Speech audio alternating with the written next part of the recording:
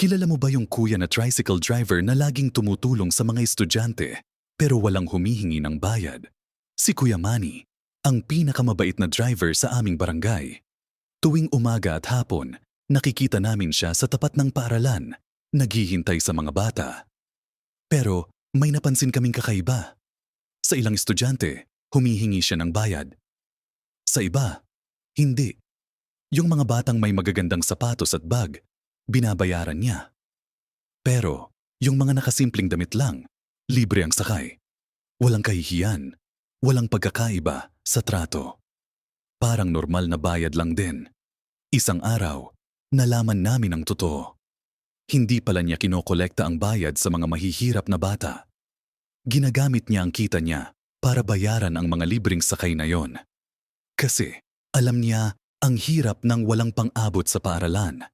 Hindi kasi siya nakapagtapos noon.